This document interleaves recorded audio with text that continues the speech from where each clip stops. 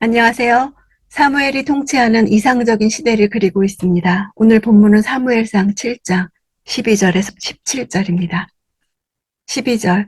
그때 사무엘이 돌을 들어 미스바와 센 사이에 두고 여호와께서 여기까지 우리를 도우셨다라고 말하며 그곳을 에벤에셀이라고 불렀습니다. 과거에 이스라엘은 같은 이름으로 불렸던 다른 에벤에셀에서 진을 치고 전쟁을 하다가 블레셋에 패배했었습니다. 그때는 에베네셀이 패배의 상징이었다면 이제는 승리의 상징이 되었습니다. 지난 수십 년 동안 이스라엘에 대한 하나님의 함께하심이 확실하지 않았고 오히려 이들에게 분노하시는 것처럼 느껴졌다면 이 사건으로 인해 상황이 반전되는 것입니다. 이 전투는 여호와께서 이스라엘과의 껄끄러운 관계를 청산하시는 계기가 되었습니다. 여기까지 도우셨다는 고백은 오늘 승리했지만 내일은 장담 못하나 이 돌을 볼 때마다 여호와께서 승리하게 하신 것을 기억할 필요가 있기 때문입니다. 회개의 힘은 참으로 큽니다. 우상을 제거한 백성에게서 전쟁에서 이길 수 있는 근거가 생긴 것입니다.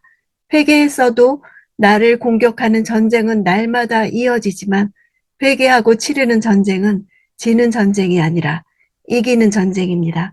내가 하나님 편에 있기 때문에 하나님께서 싸워주시고 하나님께서 승리하시는 전쟁입니다. 13절. 이렇게 블레셋 사람들을 굴복시켜 그들은 다시는 이스라엘 지역을 침입하지 않았습니다. 사무엘이 사는 동안 여호와의 손이 블레셋 사람들을 막아주셨습니다. 사무엘은 부르짖고 여호와는 응답하시는 패턴은 사사의 통치 패턴을 그대로 반영합니다. 법궤 이야기에서도 블레셋은 여호와의 손에 많은 순환을 겪었습니다. 그러므로 블레셋의 천적은 여호와의 손이었습니다. 사무엘이 사는 동안이란 사무엘이 죽고 나면 다시 예전으로 돌아갈 것을 암시합니다.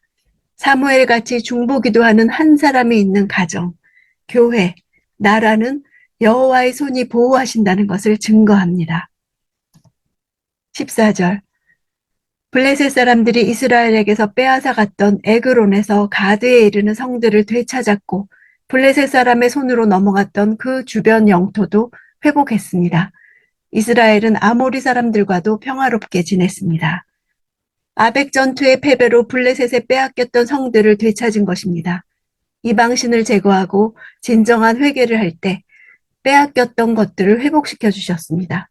아모리 사람들은 가나안의 여러 족속 중 가장 강력한 족속으로서 출애굽 이후 계속적으로 이스라엘을 괴롭혀온 족속이었습니다.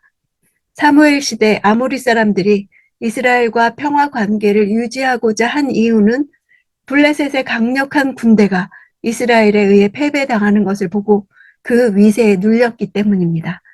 사무엘이 사사가 되어 다스리는 동안에 이스라엘은 더 이상 주변 국가들의 조롱거리가 아니었습니다. 블레셋 사람들도 이스라엘을 만만한 상대로 보지 못했습니다. 이처럼 사사 사무엘의 지도력은 국가의 위상을 강화했습니다. 옛적 엘리 시대와 극명한 대조를 이루는 영적 르네상스가 시작되었습니다.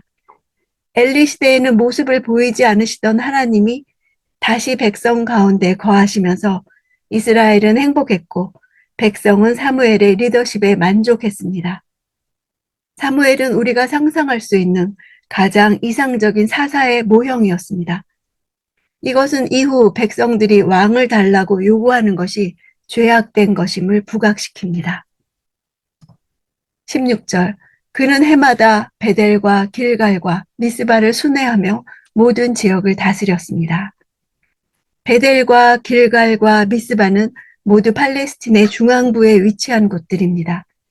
사무엘은 사울이 왕으로 세워질 때까지 적어도 5년간은 다스리고 순회하는 일을 했을 것입니다. 한 번의 회개 운동이 지속되려면 이런 지도자의 양육이 있어야 하고 신앙인은 일생 공동체 안에서 다스림을 받는 것이 필요합니다. 17절. 그리고 자기 집이 있는 라마로 돌아와 거기서도 이스라엘을 다스렸으며 그곳에 여호와를 위한 제단을 쌓았습니다. 사무엘의 시대에 이스라엘에 찾아온 회복과 부흥은 회개를 통한 하나님과의 관계 회복의 결과입니다. 이스라엘의 우상 숭배는 혼합주의적이었습니다. 이제까지 이스라엘 역사가 어두웠던 원인은 하나님을 믿는다는 고백과 그들의 실제 삶이 달랐다는 것입니다. 현실은 현실이고 믿음은 믿음의 문제라며 따로 살았습니다. 그러나 회개하는 현장에서 겪는 전쟁을 통해 현실에서 믿음을 보아야 한다는 것을 확인시켜 주신 것이었습니다. 7장에 나오는 세 지명은 부패를 개혁하는 모습을 차례대로 세 단계로 요약해 줍니다. 기럇 여아림으로 언약궤가 돌아왔고 미스바에서는 백성들이 회개했습니다. 에벤에셀에서는 여호와께서 새롭게 변화된 백성들 가운데서 구원의 능력을 나타내셨습니다.